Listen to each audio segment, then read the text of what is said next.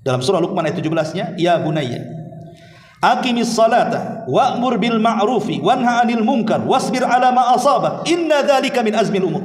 Hai anakku, dirikanlah salat, suruhlah manusia mengerjakan yang baik dan mencegah mereka dari perbuatan yang mungkar, dan bersabarlah terhadap apa yang menimpa kamu, sesungguhnya yang demikian itu termasuk hal-hal yang diwajibkan oleh Allah Subhanahu wa taala. Karena tiga perkara ini penting dalam kehidupan. Pertama, bicara tentang salat, ini hubung kait kita dengan Allah. Hubungan kita dengan Allah itu ada pada salat. Yang kedua, beramar ma'ruf dan nahi mungkar, itu hubungan kita dengan manusia. Sehingga di sini ada dua tali yang terhubung. Pertama, hablum minallah dengan salat. Yang kedua, hablum minanas dengan al-amru bil ma'ruf wan nahyu anil munkar. Dan kedua-duanya harus disertakan kesabaran. Orang kalau berhubungan dengan Allah tidak sabar, tidak akan jadi tali itu sampai kepada Allah. Orang kalau ketika mengingkari sebuah kemungkaran dan mengajak manusia kepada kebaikan dan kita tidak sabar, berhenti itu semuanya. Makanya tiga perkara ini menyempurnakan hidup kita. Karena dengan hubungan kita dengan Allah itu memperbaiki kita namanya. Dengan mengajak manusia kepada kebaikan, mencegah manusia dari kemungkaran, itu memperbaiki manusia. Kalau dalam hidupnya terus dirinya diperbaiki dan berusaha memperbaiki orang, sempurna hidupnya. Karena dia bukan salah tapi juga islah. Bukan hanya baik tapi memperbaiki. Nah, kalau orang seperti ini, maka sempurnalah hidupnya. Makanya Imam Syafi'i rahimahullah telah pernah mengatakan, kalau Allah tidak pernah menurunkan Al-Quran kecuali satu surat saja, itu sudah cukup. Surat apa itu?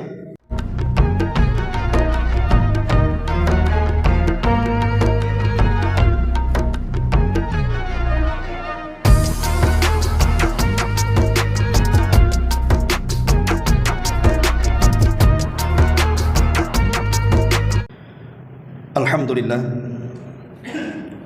alhamdulillahilladzi hadana wa kafana wa ja'alana minal muslimin. Asyhadu an la ilaha illallah wahdahu rabbi la syarikalah wa asyhadu anna Muhammadan abduhu wa rasuluhu alladzi la nabiyya ba'dah. Amma ba'du.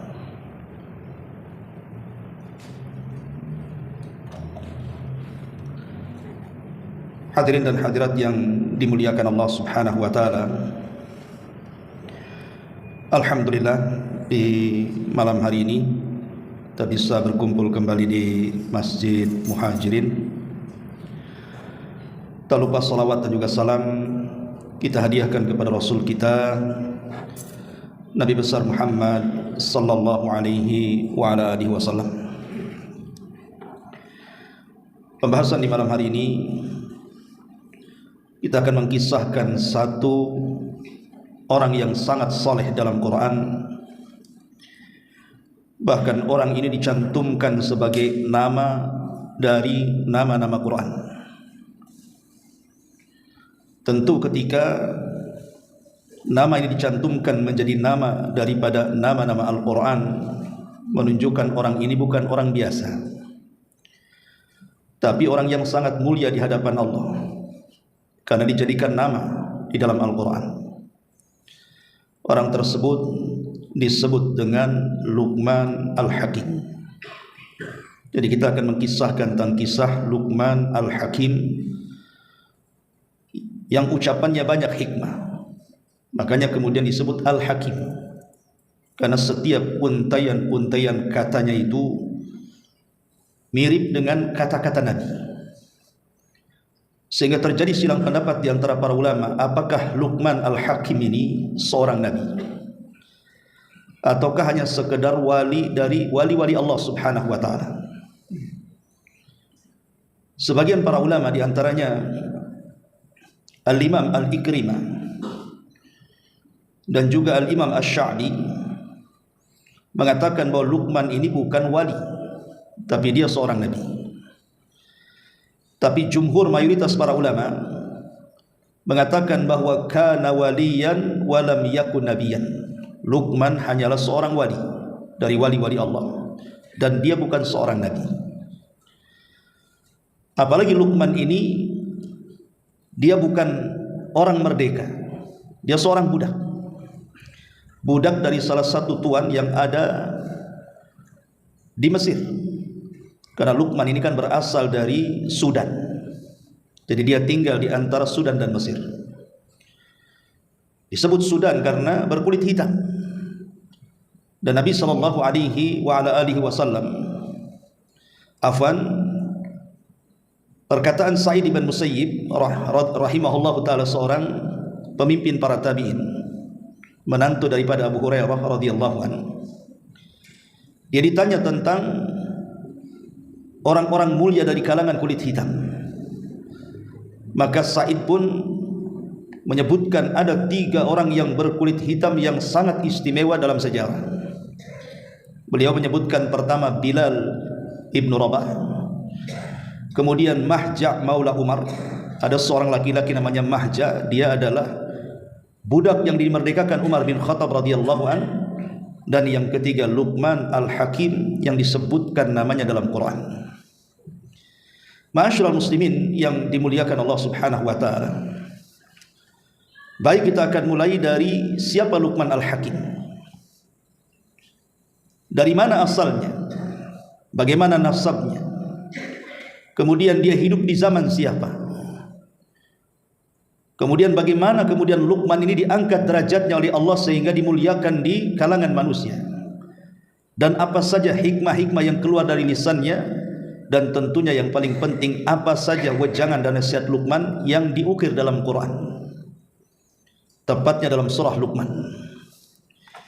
Ma'asyiral muslimin wal muslimat rahimani wa rahimakumullah. Adapun asal kelahiran Luqman, dia terlahir dari negeri Nubah. Dan Nubah adalah daerah yang ada di Sudan, ma'ruf. Dan dia orang yang berkulit hitam, tapi kemudian ada yang mengatakan dia tinggal di Mesir, ada yang mengatakan tetap tinggal di Sudan. Makanya orang-orang Afrika yang berkulit hitam, mereka berbangga dengan Luqman al-Hakim, karena dari jenis mereka terlahir manusia yang sangat mulia, bahkan dicantumkan namanya dalam Quran. Itulah asal kelahirannya. Tetapi menjadi khilaf para ulama tentang nasabnya. Ada yang mengatakan nasabnya adalah Luqman ibnu Ba'ura ibnu Nahur ibni Tarikh. Luqman putra Ba'ura, Ba'ura putra Nahur, dan Nahur putra Tarikh atau dikenal dengan Azar, ayah daripada Nabi Ibrahim alaihi salatu wassalam. Ini satu pendapat. Pendapat yang kedua, dan pendapat yang ini adalah pendapat Muhammad ibn Ishaq. Kemudian Muhammad al-Imam as-Suhaili rahimahullahu ta'ala mengatakan dia adalah Luqman ibnu Unaqah ibni Sarun, dan dia berasal dari Nubah, dari penduduk Ailah. Kemudian Al-Imam Az-Zamakhsyari juga mengatakan Luqman adalah ibnu Ba'ura ibni Ukhti Ayyub, putra daripada, dia adalah Luqman putra Ba'ura, dan Ba'ura adalah putra dari saudari Nabi Ayyub alaihi salatu wassalam. Asha alfa sanatin wa adraka Dawuda wa akhadha anhu al-ilm. Dia hidup 100 tahun, dia hidup 1000 tahun, jadi hidupnya panjang sampai 1000 tahun. Dan dia mendapatkan Nabi Daud, artinya sezaman dengan Nabi Daud, bahkan berjumpa dengan Nabi Daud, dan dia mengambil ilmu dari Nabi Daud alaihi salatu wassalam. Ini secara nasab. Adapun pekerjaan Luqman al-Hakim sendiri selaku seorang budak, Al-Imam Al-Waqidi rahimahullahu ta'ala, ada yang mengatakan dia adalah seorang qadhi. Meskipun dia budak, tapi kemudian dimerdekakan, belakangan dijadikan qadhi di tengah-tengah Bani Israel. Ada juga yang mengatakan dia adalah seorang khayyatan, penjahit. Ada yang mengatakan najjaran, seorang tukang kayu. Bahkan dikatakan oleh Khalid ibn Rabi' dia adalah seorang tukang kayu. Tetapi ada juga yang mengatakan dia ra'iyal ghanam, dia seorang penggembala kambing. Jadi di sini terjadi perselisihan ulama, tapi intinya dia seorang budak yang melayani majikannya. Dan dia hidup di zaman Nabi Daud alaihi salatu wassalam. Bahkan Luqman al-Hakim ada satu kisah yang menarik. Jadi satu hari dia dipanggil majikannya oleh tuannya. Kemudian majikannya mengatakan, "Izbah lana hadhihi syah." Wahai Luqman, sembelihkan untukku seekor kambing. Kemudian kata majikannya, tetapi dari kambing ini keluarkan satu bagian dari badan kambing ini atyab mudghataini fiha. Cari yang paling baik menurutmu dari anggota badan kambing yang kau sembelih ini. Dua anggota badannya ambil. Tiba-tiba fa akhrajal lisana wal qalba. Maka Luqman pun setelah menyembelih kambing, mengulitinya kemudian memotongnya, dia mengambil dua anggota badan kambing, satu lisan dan satu hati. Kemudian diberikan kepada majikannya. Dari sini majikannya langsung paham bahwa ini bukan orang biasa ini, budak ini. Saking kagumnya majikannya kepada Luqman Al-Hakim. Kenapa dia mengambil hati dan juga lisan kambing ini? Karena kata Luqman Al-Hakim, bila mana dalam anggota badan kita ini, lisan kita dan hati kita ini bersih, maka akan membersihkan semua anggota badan kita. Seolah-olah Luqman ingin menasihati seperti itu dengan cara mengambil lisan dan hati kambing. Dan ini hikmah yang luar biasa. Kemudian esok harinya majikannya menyuruh untuk mengambil kembali seekor kambing dan menyembelihnya, dan disuruh mengambil kembali dari anggota badan kambing itu yang paling buruk. Rupanya diambilkan anggota badan yang sama, diambilkan lisan dan diambilkan hati. Kata Luqman Al-Hakim, kalau seandainya dua anggota ini tidak baik, lisannya tidak baik, hatinya kotor, maka akan membuat badan kita juga rusak, kata dia. Saking kagumnya, akhirnya majikan yang mengatakan, anta hurrun biwajhillah. Kalau begitu aku memerdekakan engkau, engkau merdeka karena wajah Allah Subhanahu wa taala. Setelah kemudian Luqman Al-Hakim ini dimerdekakan oleh majikannya, entah kenapa dia kemudian pulang ke rumahnya. Semua manusia berkumpul di rumahnya, dari mana-mana datang. Sementara kemudian majikannya sudah tidak lagi dilirik orang. Majikannya kaget, kenapa ini seorang hamba yang aku merdekakan rupanya dicintai oleh masyarakat, sementara tidak ada orang yang datang ke dia, padahal dia orang kaya. Akhirnya kemudian majikannya setelah memerdekakan Luqman melihat kondisi seperti ini, akhirnya dia mendatangi rumahnya kemudian bertanya, kenapa manusia mendatangi engkau? Dan begitu banyak manusia datang dan bertanya kepada dirimu, dan tidak ada satupun yang datang kepadamu. Maka Luqmanul Hakim menasihati majikan sehari-hari melakukan hal yang tidak bermanfaat, sehingga manusia tidak ada yang datang mengambil manfaat kepadamu. Sementara aku berusaha meninggalkan sesuatu yang tidak bermanfaat untuk mengambil yang bermanfaat, makanya manusia datang kepadaku untuk mengambil manfaatnya. Ini kan hikmah. Persis seperti sabda Nabi SAW, di mana Nabi SAW mengatakan, ihris ala ma yanfa'uk wasta'in billah. Kata Rasul, bersungguh-sungguhlah mengambil sesuatu yang bermanfaat. Bahkan Nabi SAW mengatakan, min husnil islamil mar'i tarkuhu ma la ya'ni. Termasuk kebaikan seseorang, kata Nabi, dalam Islam itu ketika orang bisa meninggalkan sesuatu yang tidak bermanfaat dalam hidupnya. Luqman Al-Hakim rahimahullahu ta'ala. Kemudian Luqman pun melakukan safar. Dalam safarnya dia akhirnya menjumpai Nabi Allah Daud alaihi salatu wassalam. Dia ingin belajar kepada Nabi Allah Daud alaihi salam. Kemudian ketika itu Nabi Allah Daud memang mencari seseorang yang bisa bekerja kepadanya, karena Daud itu kan membuka usaha pandai besi. Dan dia punya mukjizat mampu untuk membuat alat-alat dari besi tanpa harus membakar dengan api. Jadi ketika melihat Luqmanul Hakim, maka dia mengajak untuk bekerja. Kemudian dia mulai mengambil besi, kemudian berusaha untuk membuat semacam senjata atau mungkin semacam baju besi untuk perang. Di tengah-tengah Nabi Daud ini sedang mengerjakan sesuatu, Nabi Daud bertanya kepada Luqman, kenapa kau tidak bertanya tentang pekerjaanku? Luqman terdiam dan tidak bicara. Kemudian dia bertanya lagi, kenapa kau tidak bertanya? Kau kan akan bekerja. Bertanyalah mungkin sesuatu yang kau tidak pahami. Tapi Luqman juga diam. Sampai kemudian Luqman pun menjawab dan mengatakan, ya Nabi Allah Daud, kenapa aku tidak menjawab soalan? Kata Luqman, aku akan bicara setelah engkau bekerja. Macam mana di tengah-tengah pekerjaan aku bertanya sesuatu? Aku lihat dulu sampai di mana pekerjaanmu, setelah selesai.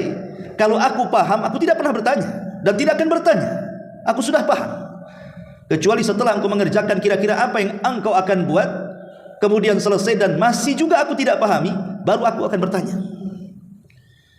Jadi dari sini Luqman ini orangnya pendiam. Jadi dia tidak banyak bicara. Makanya dia mengatakan kepada Nabi Allah Daud, kalau aku paham ngapain aku tanya?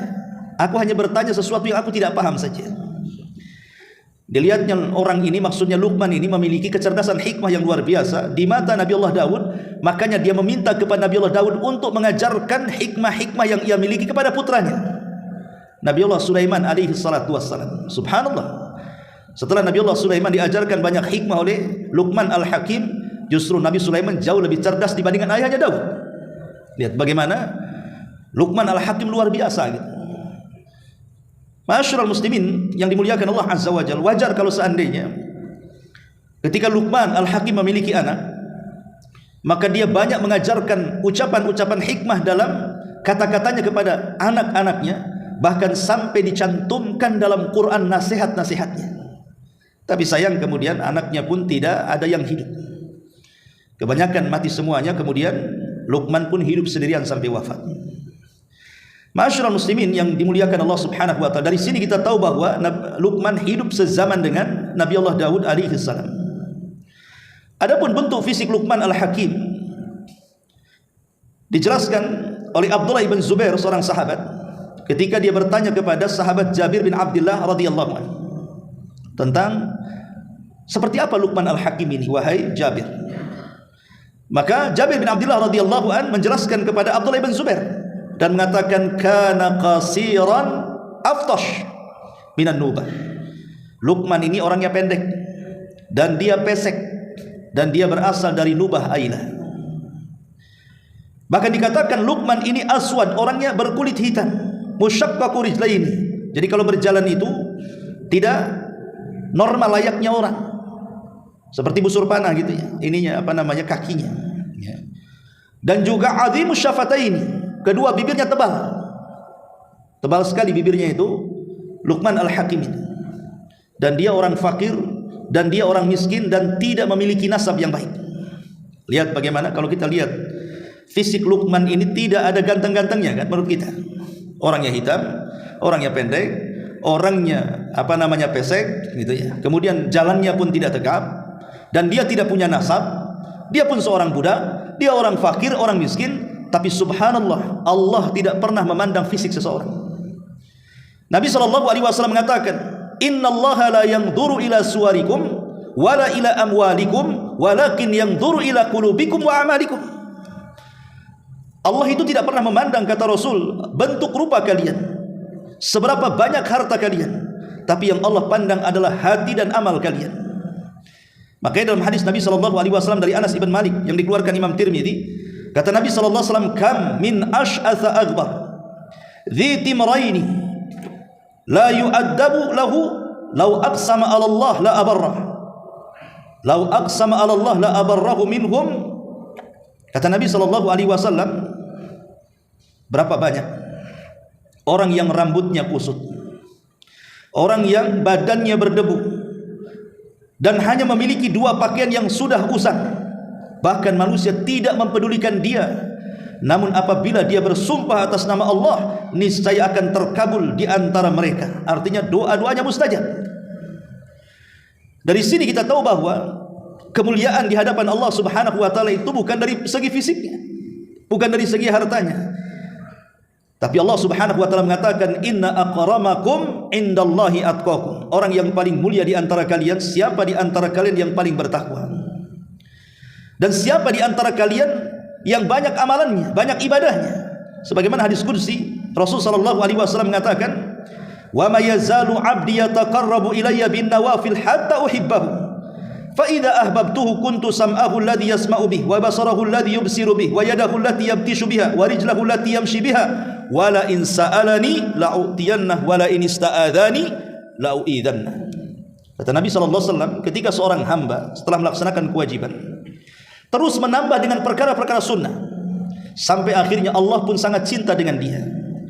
Ketika aku cinta dengan dia, kata Allah, maka aku akan menjadi pendengarannya, menjadi penglihatannya, menjadi tangannya, menjadi kakinya. Dan apabila dia meminta sesuatu kepadaku, pasti kuberi. Dan apabila dia meminta perlindungan kepadaku, pasti kulindungi.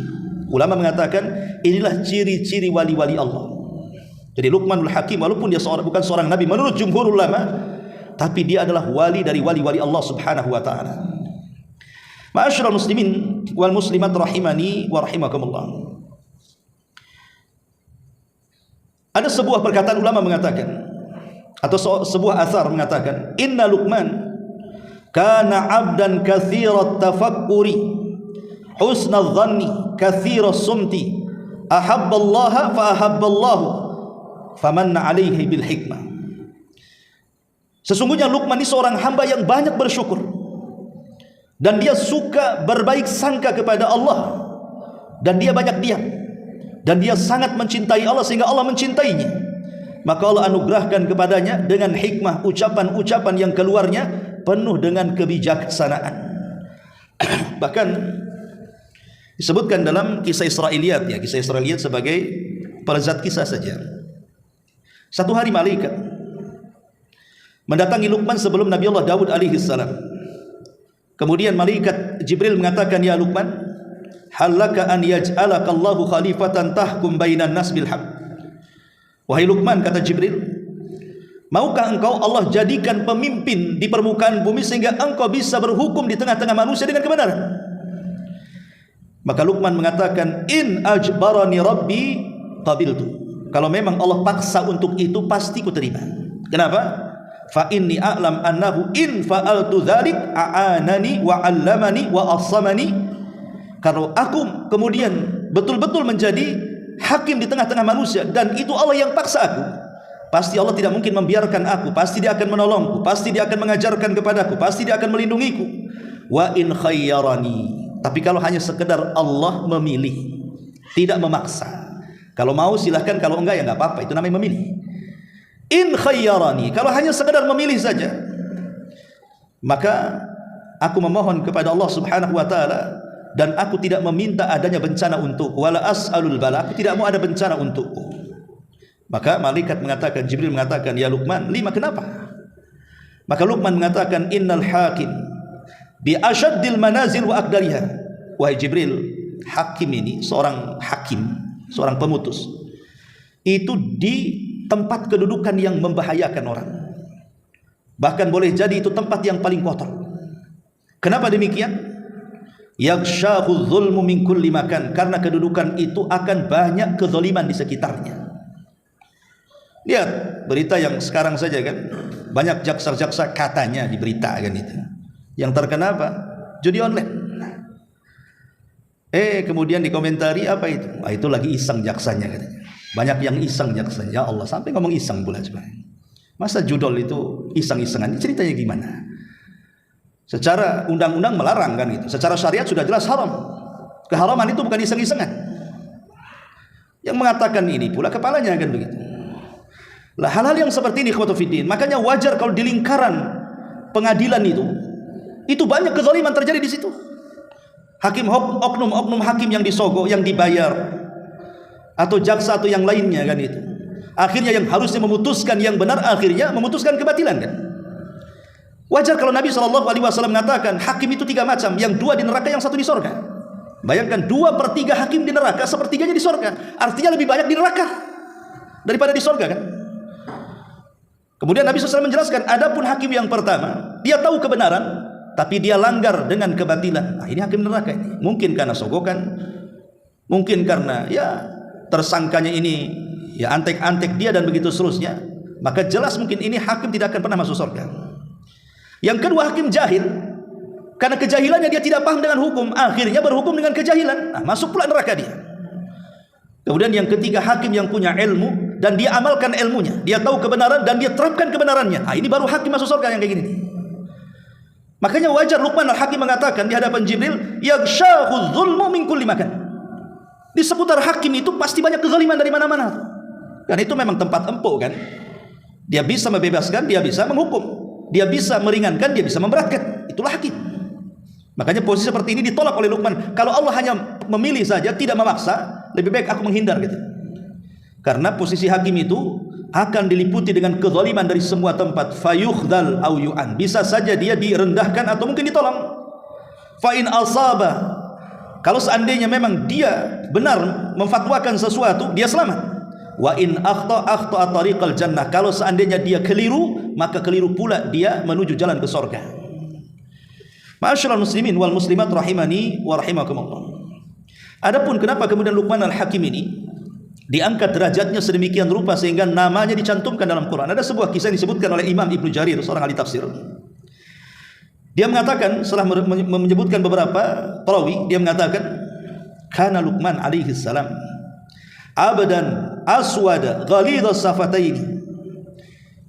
Sesungguhnya Luqman adalah seorang hamba, seorang budak yang berkulit hitam dan tebal kedua bibirnya. Satu hari, fa'atahu rajulun wa huwa fi majlisi unasin yuhaddithuhum. Tiba-tiba ada seorang laki-laki. Kemudian dia datang ke sebuah majlis yang di situ banyak manusia menceritakan tentang Luqman al-Hakim. Rupanya orang ini dulunya adalah teman dia waktu menjadi pengembala kambing. Tapi setelah berpisah dengan Luqman, dia kaget. Kenapa Luqman ini menjadi orang hebat, dibicarakan manusia, dipuji manusia. Sehingga dia mengatakan, alastalladzi kunta tar'a ma'il ghanama, bukankah dulu engkau mengembala kambing bersamaku? Ya. Bagaimana engkau bisa mendapatkan kedudukan seperti ini? Maka dia mengatakan, kenapa aku seperti ini? Dia menyebutkan 3 kunci di sini. Karena aku selalu sidqul hadis. Kalau bicara, aku berusaha jujur. Aku tidak pernah berdusta. Yang kedua, wasumtu amma la ya'nini. Aku akan diam, baik lisan anggota badan, dari perkara-perkara yang tidak bermanfaat dalam hidupku. Kemudian, dan yang ketiga, wa adaul amanah. Aku berusaha untuk menyampaikan amanah. Aku tidak akan berkhianat dari amanah. Lah sebab 3 perkara inilah Allah angkat aku sebagaimana yang engkau lihat, katanya. Karena aku selalu jujur dalam bicara. Aku tidak pernah mengucapkan atau berbuat sesuatu yang tidak ada manfaat, dan aku selalu amanah. Inilah yang menjadikan Allah angkat derajatku. Kemudian dalam riwayat yang lain dari Ibnu Abi Hatim juga meriwayatkan, ada tambahan, dia mengatakan qala qadarullah. Pertama, ini semua takdir dari Allah. Allah mentakdirkan, bukan aku yang berkehendak. Sebab kalau Allah sudah berkehendak, aku tidak berkehendak, manusia juga tidak berkehendak, pasti terjadi. Tapi kalau Allah tidak berkehendak, aku dan seluruh manusia berkehendak, pasti tidak akan terjadi. Jadi semua karena takdir Allah Subhanahu wa taala. Kemudian wa adaul amanati wasidqul hadithi wa tarki ma la ya'nini. Dan aku senantiasa berusaha untuk amanah, untuk jujur dalam bicara, dan meninggalkan sesuatu yang tidak ada manfaat dalam kehidupan. Coba saja kita praktikkan 3 perkara dalam hidup kita ini, maka Allah akan mengangkat derajat kita seperti Allah mengangkat derajat Luqman al-Hakim. Karena memang 3-tiganya ini berat dalam kehidupan, kan? Kita ini diberikan amanah. Jangan lagi cerita amanah harta, amanah kedudukan, amanah kepemimpinan, amanah dengar saja. Kadang-kadang kita tidak bisa untuk menjaganya, kan? Ada kawan kita ngomong, saya mau curhat sama antum, ya, tapi jangan cerita sama orang, ya. Ya, katanya. Habis cerita, diceritakan pula sama orang. Bahasanya bagus. Mau saya ceritakan, tadi ada kawan cerita, kamu jangan cerita ya sama yang lainnya, ya. Ngomong gitu juga, kan? Nanti kawannya gitu juga, akhirnya satu kampung tahu. Kalau amanah dengar saja, kita tidak bisa menjaganya. Atau amanah melihat sesuatu yang sifatnya aib. Kita melihat saudara kita mungkin di atas kemaksiatan, malam-malam jalan ke Nagoya, nampak saudara kawan kita ini gandeng dengan perempuan. Itu kan amanah, amanah melihat namanya. Besoknya cerita, baru tahu saya, si anu semalam saya lihat di sana tuh, gandeng cewek pula di sana. Ini kan amanah melihat, kan, gitu. Harusnya kan sudah diam saja, ngapain diceritakan kepada orang? Itu aib orang. Dan kita tidak tahu kepada orang itu kenapa dia menggandeng cewek, entah ceweknya saudaranya, entah kawannya, entah apanya, kita nggak tahu, kan, begitu. Tapi kalau kita menceritakan apa yang kita lihat, mata kita ini diberikan amanah. Kalau yang seperti yang remeh-temeh ini saja kita tidak bisa menjaga amanah, macam mana amanah yang lebih berat daripada itu? Makanya menjaga amanah itu luar biasa. Ataupun sidqul hadis, mengucapkan kalimat jujur itu memang tidak bisa, karena itu kita terbiasa dusta masalahnya. Bahkan ada orang yang berdusta itu supaya manusia tertawa. Bahkan seandainya dusta ini untuk kebaikan sendiri, Syekh bin Baz mengatakan tidak boleh. Pamannya Syekh bin Baz ditanya begini, Syekh, bagaimana pendapat anda tentang orang tua yang bercerita kepada anaknya sebelum tidur, menceritakan dongeng? Ya kalau kayak kita ini kan ada dongeng masyarakat, cerita tentang si kera dan si kancil, kan begitu. Cerita sama anaknya. Kan di situ ada pelajaran di situ kan. Dalam kisah walaupun kisah-kisah binatang tapi ada pelajarannya. Tapi kan nggak ada ceritanya. Nggak ada namanya kera itu akrab dengan kancil. Dan kalaupun seandainya kura-kura dengan kancil dikurung, dia nggak akan ngobrol itu. Nggak akan ketemu kan. Tapi hanya cerita saja kan. Maka Syekh bin Baz mengatakan sebaiknya jangan. Kan banyak kisah-kisah yang lebih baik dibandingkan itu. Kisah Nabi, kisah sahabat, kisah ulama. Kenapa pula kisah-kisah yang seperti itu yang nggak ada manfaatnya? Ya, walaupun ada kebaikan, tapi ada unsur kebohongan di situ. Karena tidak pernah terjadi dalam kehidupan. Bagus kita jelas-jelas cerita para nabi, cerita para sahabat, cerita para ulama, kan itu sudah jelas-jelas. Karena mereka teladan. Lah yang seperti itu, walaupun ada kebaikannya saja, fatwa ulama itu mengatakan sebaiknya jangan kan itu. Macam mana berbohong yang terang-terangan dia berdusta? Atau meninggalkan sesuatu yang tidak ada manfaatnya, karena kita ini cenderung untuk mengambil yang tidak ada manfaat dan meninggalkan yang ada manfaat. Contoh kalau sudah ada bola umpamanya kan, Indonesia lawan Jepang atau Indonesia lawan apa gitu kan, satu malam kita bisa nongkrong, bisa kita itu nongkrong, mata kita tidak pernah ngantuk kasih kopi 2 ember, nanti subuhnya kelayang iya kalau dia sholat subuh, kalau enggak ini kan meninggalkan sesuatu yang mengambil sesuatu yang tidak ada manfaat, akhirnya meninggalkan sesuatu yang tidak manfaat. Itu kaidah itu. Kalau kita menyibukkan sesuatu yang tidak ada manfaat, pasti meninggalkan yang bermanfaat dalam kehidupannya. Tapi kalau orang meninggalkan sesuatu tidak ada manfaat, secara otomatis pasti dia mengambil yang manfaat dalam kehidupannya. Masyaallah muslimin yang dimuliakan Allah Azza wa Jalla.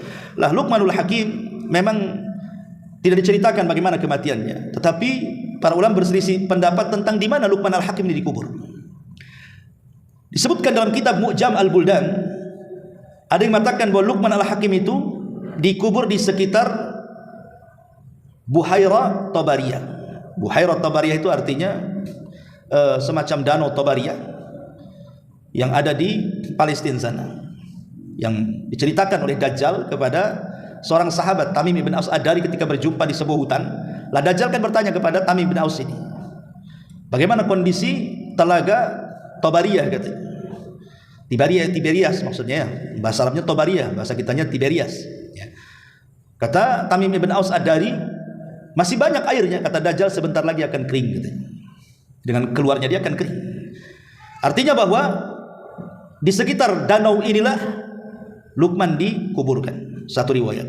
Tapi ada yang mengatakan bahwa dia tidak dikubur di situ, tapi dikubur di tempat Isa lahir. Di mana tempat Isa lahir? Bethlehem. Bahasa Arabnya Baitul Lahmin. Disitulah kemudian Luqman dikuburkan. Ada yang mengatakan dia dikuburkan di Yaman, di negeri Yaman. Ada juga dia dikuburkan di sebelah timur Baghdad, wallahu alam. Tapi yang jelas bahwa kita tidak perlu mengetahui di mana letak kuburannya. Tapi yang jelas bahwa kita mengambil hikmah dari ucapan-ucapan Luqmanul Hakim. Soal di mana dia lahir, kemudian nasabnya, kemudian juga tempat kematiannya atau kuburannya, itu tidak menambah iman dan takwa kita. Tetapi yang menambah iman dan takwa kita, makanya Quran itu tidak menjelaskan secara detail kan. Quran itu hanya menjelaskan hikmah-hikmah Luqman saja. Ya, karena Quran itu bukan kitab sejarah. Quran itu kitab hidayah. Makanya dia hanya mencuplik hal-hal yang penting dari ucapan Luqmanul Hakim. Inilah yang kita akan bahas secara singkat. Ma'asyiral muslimin wal muslimat rahimani wa rahimakumullah.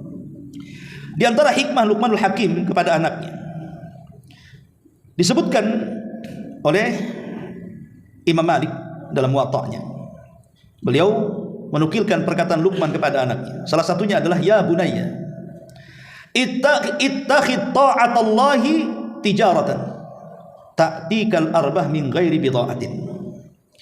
Kata Luqman kepada anaknya, wahai putraku, ambillah ketaatanmu kepada Allah sebagai bentuk jual belimu kepada Allah, sebagai bentuk perniagaanmu kepada Allah, maka akan mendapatkan banyak keuntungan walaupun bukan dalam bentuk barang. Dan itu sesuai dengan Al-Quran ya, bahwa orang-orang yang berniaga dengan Allah Subhanahu wa taala tidak akan pernah rugi selamanya. Makanya ketika Nabi SAW hijrah ke Madinah, kemudian disusul oleh seorang sahabat, di mana sahabat ini terkenal kaya di Mekah, dan dia seorang pemanah yang hebat. Ketika hendak hijrah, kemudian ditahan semua hartanya, bahkan diambil. Kemudian dia mengatakan, baik, akan aku serahkan semua hartaku, tapi biarkan aku hijrah. Akhirnya orang-orang musyrik membiarkan dia hijrah. Sampai di Madinah berjumpa dengan Rasul. Apa kata Rasul? Arabiha bai'u Abi Yahya. Sahabat ini dipanggil Abu Yahya. Telah beruntung perniagaan wahai Abu Yahya dengan Allah Subhanahu wa ta'ala. Ya itulah kalau berniaga dengan Allah pasti akan untung. Kemudian juga di antara perkataan beliau, ya bunayya jalisil ulama wa zahimhum bi barakatika fa inna Allah ta'ala yuhyil quluba bi nuril hikmati kama yuhyil arda bil qatari. Wahai anakku, kata Luqman, duduklah bersama majlis-majlis ulama. Duduk di majlis-majlis ulama dan berdesak-desakanlah kau di situ. Artinya disuruh mengaji kepada orang-orang alim, karena engkau akan mendapatkan barokah dengan itu. Karena sesungguhnya Allah akan menghidupi hati-hati manusia itu dengan cahaya hikmah, sebagaimana Allah menghidupi bumi dengan tetesan-tetesan hujan. Jadi kalau kita ingin berkah, itu maksudnya kata Luqman, maka berkawanlah dengan orang-orang saleh. Berkawanlah dengan para ulama, dengan orang-orang saleh, maka hidup kita akan berkah. Karena berkawan dengan orang-orang saleh, orang-orang baik, walaupun seandainya kita tidak bertanya kepada mereka soal ilmu, pasti mereka akan menasihati kita. Walaupun tidak menasihati kita, minimalnya kita dijauhkan dari maksiat kepada Allah Azza wa Jalla. Kita terciprati dengan harum mereka. Kemudian juga dikatakan oleh Luqman kepada anaknya, ya bunayya ittaqillah wa la taran nasa annaka tahshallah liyukrimuka bidzalika wa qalbuka fajir. Wahai anakku, bertakwalah kau kepada Allah.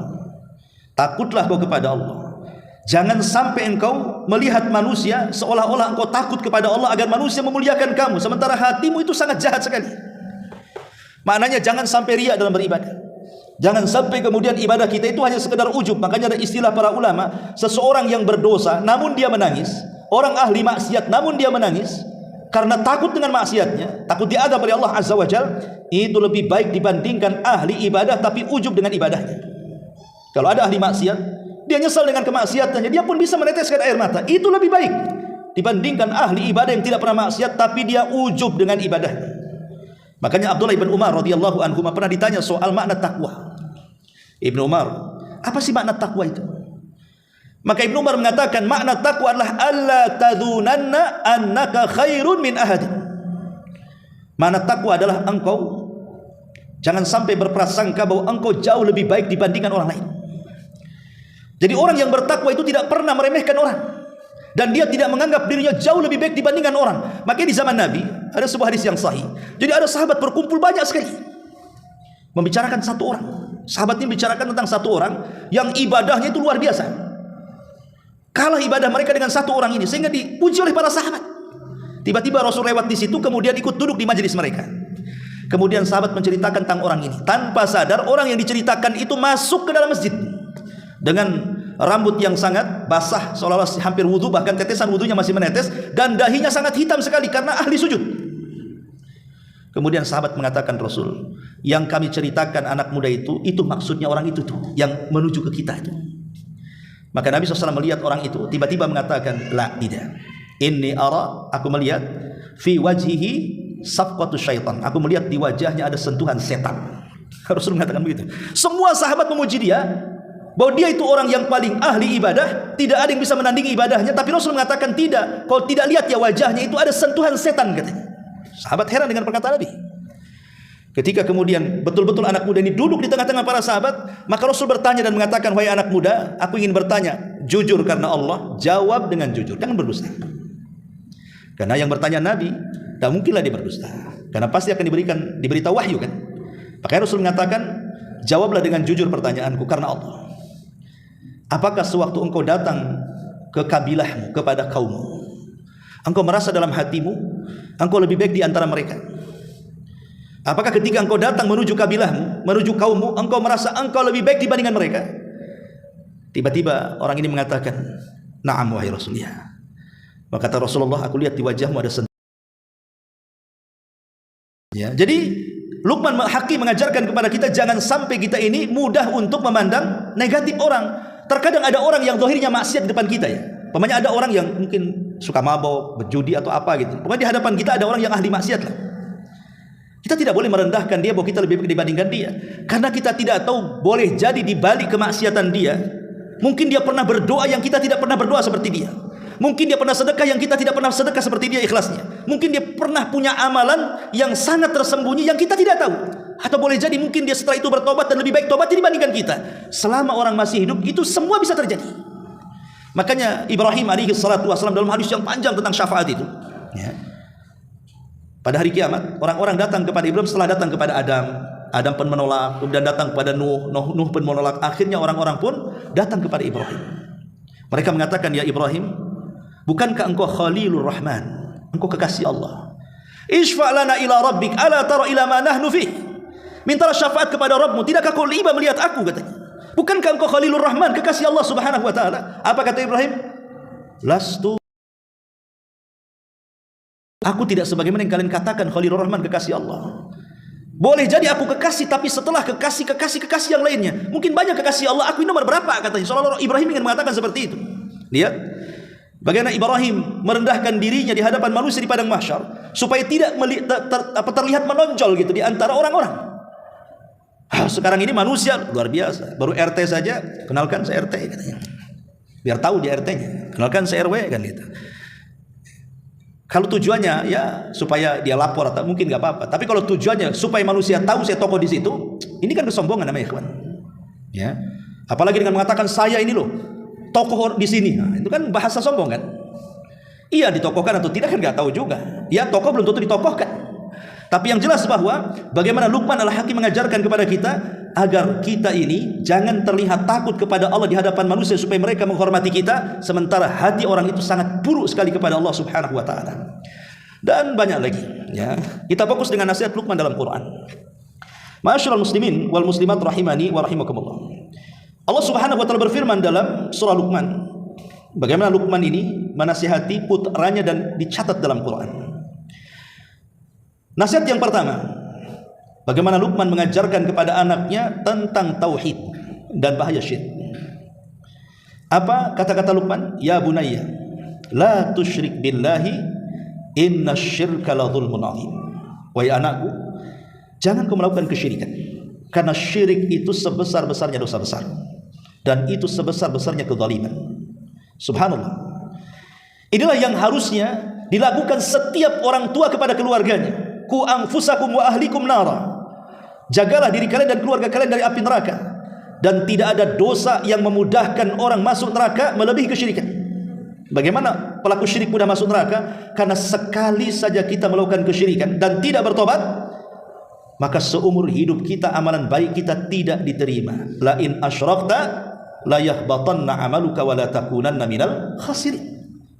Muhammad, kalau engkau melakukan kesyirikan kepadaku, maka hancur lebur amalanmu. Kalau seorang nabi saja akan hancur lebur amalannya, jikalau dia melakukan kesyirikan, apatah lagi kita yang tidak banyak amalannya.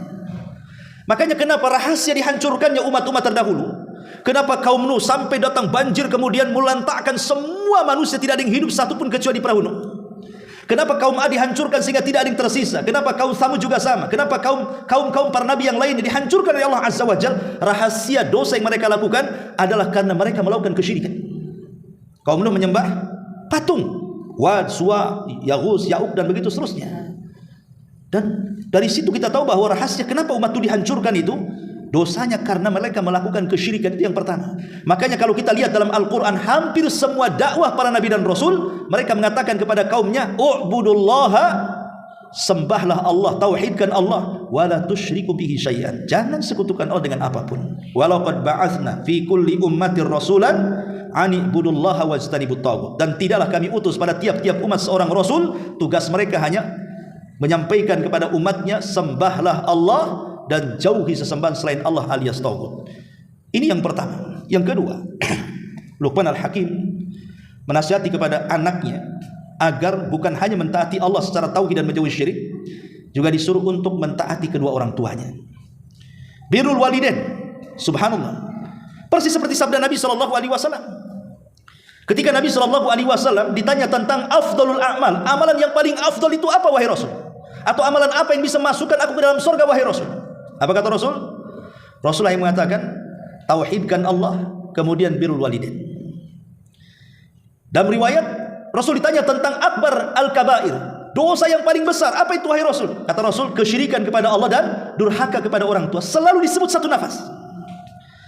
Makanya Allah Subhanahu wa taala mengatakan dalam surah Luqman ini, wa wassaynal insana biwalidayhi hamalathu ummuhu wahnan ala wahnin wa fisaluhu fi amaini anishkur li waliwalidayka. Hendaklah dia syukur kepadaku, kata Allah, dan syukur juga kepada kedua orang tuamu. Kata Abdullah bin Abbas radhiyallahu anhu, ada 3 ayat dalam Quran di mana setiap ayat memerintahkan 2 perkara yang saling bertalian, yang tidak boleh pisah satu dengan yang lainnya. Pertama, aqimus salata wa atuz zakah. Laksanakan salat, tunaikan zakat. Kalau orang salat tidak zakat, ditolak salatnya. Kalau orang zakat tidak salat juga sama, ditolak zakatnya.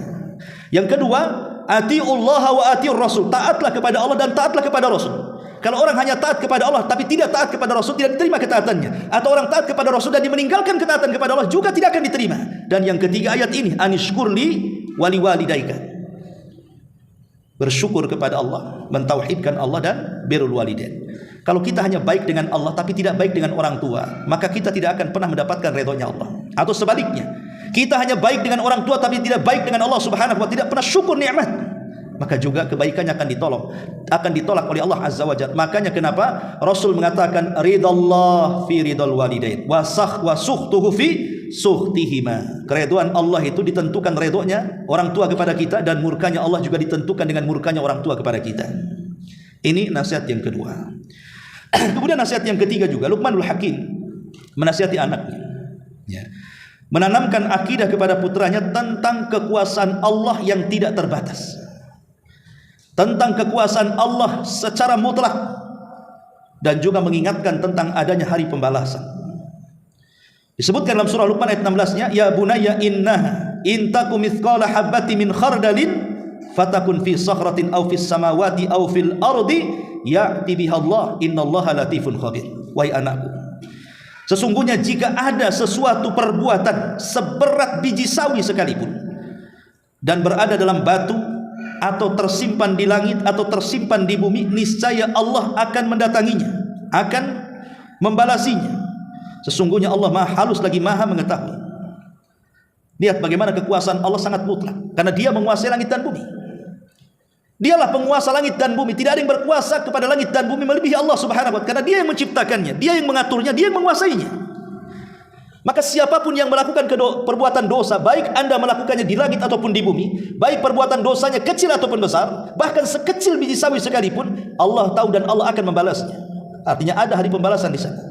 Sehingga ketika kita yakin hari pembalasan dan kekuasaan Allah di dunia, maka kita terlahir menjadi orang-orang yang baik, orang-orang disiplin, orang-orang bertanggung jawab dan ahli ibadah kepada Allah Subhanahu wa taala. Kemudian yang keempat, Luqman juga memerintahkan putranya untuk menegakkan salat, menegakkan amar ma'ruf nahi mungkar, dan bersabar terhadap musibah. Dalam surah Luqman ayat 17-nya, ya bunayya aqimis salata wa'mur bil ma'rufi wanha 'anil munkar wasbir 'ala ma asabak inna dzalika min azmil umur. Hai anakku, dirikanlah salat, suruhlah manusia mengerjakan yang baik dan mencegah mereka dari perbuatan yang mungkar, dan bersabarlah terhadap apa yang menimpa kamu, sesungguhnya yang demikian itu termasuk hal-hal yang diwajibkan oleh Allah Subhanahu wa taala. Karena 3 perkara ini penting dalam kehidupan. Pertama, bicara tentang salat, ini hubung kait kita dengan Allah. Hubungan kita dengan Allah itu ada pada salat. Yang kedua, beramar ma'ruf dan nahi mungkar itu hubungan kita dengan manusia. Sehingga di sini ada 2 tali yang terhubung. Pertama, hablum minallah dengan salat. Yang kedua, hablum minanas dengan al-amru bil ma'ruf wan nahyu anil munkar. Dan kedua-duanya harus disertakan kesabaran. Orang kalau berhubungan dengan Allah tidak sabar, tidak akan jadi tali itu sampai kepada Allah. Orang kalau ketika mengingkari sebuah kemungkaran dan mengajak manusia kepada kebaikan dan kita tidak sabar, berhenti itu semuanya. Makanya 3 perkara ini menyempurnakan hidup kita. Karena dengan hubungan kita dengan Allah itu memperbaiki kita namanya. Dengan mengajak manusia kepada kebaikan, mencegah manusia dari kemungkaran, itu memperbaiki manusia. Kalau dalam hidupnya terus dirinya diperbaiki dan berusaha memperbaiki orang, sempurna hidupnya. Karena dia bukan salah tapi juga islah. Bukan hanya baik tapi memperbaiki. Nah, kalau orang seperti ini, maka sempurnalah hidupnya. Makanya Imam Syafi'i rahimahullah telah pernah mengatakan, kalau Allah tidak pernah menurunkan Al-Quran kecuali 1 surat saja, itu sudah cukup. Surat apa itu? Al-Asr. Wal asri innal insana lafi khusrin illa alladhina amanu wa amilus salihat wa tawasaw bil haqqi wa tawasaw bis sabr. Di sini ada 3 perintah. Pertama beriman, yang kedua beramal saleh, yang ketiga berdakwah, yang keempat sabar. Beriman yang melahirkan ilmu, kemudian ilmu yang melahirkan amal saleh, itu memperbaiki diri sendiri. Adapun berdakwah dan sabar ketika berdakwah itu memperbaiki orang. Itulah yang keluar dari kerugian yang Allah katakan wal asri innal insana lafi khusrin. Demi masa manusia itu berada dalam kerugian di dalamnya itu, tapi dia bisa keluar dengan iman dan amal, dakwah dan sabar. Karena dua-duanya, yang dua memperbaiki diri dan yang dua memperbaiki orang lain. Nah, sama juga dengan di sini. Salat memperbaiki hubungan kita dengan Allah. Al-amru bil ma'ruf wan nahyu 'anil munkar memperbaiki hubungan kita dengan manusia, dan kuncinya ada di sabar. Ini juga nasihat Luqman. Kemudian juga nasihat Luqman kepada anaknya, mengajarkan kepada anaknya agar tidak sombong, tidak angkuh, dan tidak membanggakan diri. Dalam surah Luqman ayat 18-nya, Luqman mengatakan kepada anaknya, wala tusair khaddaka linnas wala tamshi fil ardi maraha innallaha la yuhibbu kulla mukhtalin fakhur. Dan janganlah kamu memalingkan mukamu dari manusia karena sombong, dan janganlah kamu berjalan di muka bumi ini dengan angkuh. Sungguh Allah tidak menyukai orang-orang yang sombong lagi membanggakan dirinya. Malik ibn Dinar seorang alim, pernah berjalan. Tiba-tiba setelah dia istirahat, datanglah wali Basrah, pemimpin Basrah, gubernur Basrah. Selain gubernur, dia pun panglima perang. Tiba-tiba dia berjalan dengan congkaknya, dengan membusungkan dada, berjalan menuju pasukan. Jadi Malik ibn Dinar, seorang alim, menasihati sang raja ini, sang wali, sang perdana menteri Basrah, sekaligus pemimpin perang ini, jenderal ini, dan mengatakan, jangan berjalan seperti itu. Itu berjalannya penduduk neraka. Jadi nasihati seperti itu. Janganlah kau berjalan seperti itu, membusungkan dada, angkuh, sombong. Berjalan engkau yang seperti itu berjalannya penduduk neraka. Marah di sang jenderal ini dan mengatakan, ala ta'rifuni, enak saja kau ngomong, kau enggak kenal aku, katanya. Kata Malik ibn Dinar, bal a'rifuka haqqal ma'rifah, bahkan aku lebih kenal daripada dirimu sendiri, katanya. Kaget sang jenderal ini, sehingga mengatakan, kaifa ta'rifuni, bagaimana kau bisa mengenal aku? Maka dia mengatakan, engkau ini dikeluarkan dari dua lubang yang najis. Pertama dari lubang bapakmu yang dipancarkan kepada lubang ibumu, dan dua-duanya lubang najis. Dari situ keluar kencing. Dan dalam perutmu sekarang penuh dengan najis. Dan kalau engkau mati kemudian tidak ada yang mengurusmu, maka bangkaimu juga akan menjadi najis, tidak ada orang yang mendekatimu, katanya. Lalu terdiam sang jenderal. Berani kali dia. Tapi dia baru sadar, ucapan orang ini benar. Akhirnya dia menangis kemudian pergi. Ya. Jadi apa yang disombongkan coba? Kita semua keluar dari lubang yang najis, bahkan dua lubang yang najis. Di perut kita penuh dengan najis. Dan kalau kita meninggal, tidak ada yang mengurus, sekalipun presiden mati, seminggu biarkan dia sampai membusuk, tidak ada orang berani mendekati dia. Orang mulia itu karena ruhnya masih ada. Makanya ketika malaikat sujud kepada Adam, itu bukan kepada fisiknya Adam, tapi kepada ruh yang dimasukkan ke dalam Adam. Mana dalilnya? Fa idza sawaituhu wa nafakhtu fihi min ruhi faqa'u lahu sajidin. Ketika aku sudah sempurnakan Adam, maka semata-mata aku tiupkan ruh ke dalam jasadnya, sujud kalian wahai malaikat. Maka semua malaikat sujud kepada Adam. Kata ulama tafsir mengatakan, sujudnya malaikat kepada Adam bukan kepada fisiknya, tapi kepada ruhnya, karena ruhnya Adam dinisbatkan kepada Allah, ruhi, ruhku. Dan apapun yang disandarkan kepada Allah itu mulia. Makanya para malaikat sujud. Artinya kita dimuliakan itu karena ada ruh dalam badan kita. Tapi kalau ruh dicabut, tidak ada kemuliaan. Semua pakai kain kafan, tidak ada lagi disebut titel-titelnya, semua sama almarhum. Dikubur di 1 meter kali 1,5 meter. Habis itu ditinggalkan manusia. Lalu apa kemuliaannya? Masyarul muslimin yang dimuliakan Allah Azza wa Jalla, mengajarkan luar biasa nih Luqman. Kemudian juga Luqman Hakim mengatakan kepada putranya juga agar tawadhu. Jadi lawan daripada sombong supaya kita tawadhu, rendah diri, berlaku tenang, dan tidak suka meninggikan suara. Dalam surah Luqman 19-nya, waqsid fi masyika waghdud min sautika inna ankaral aswat la sautul hamir. Anakku, kata Luqman, sederhanalah kamu dalam berjalan, lunakkanlah suaramu, sesungguhnya seburuk-buruk suara adalah suara keledai. Kenapa Allah mengatakan seburuk-buruk suara keledai?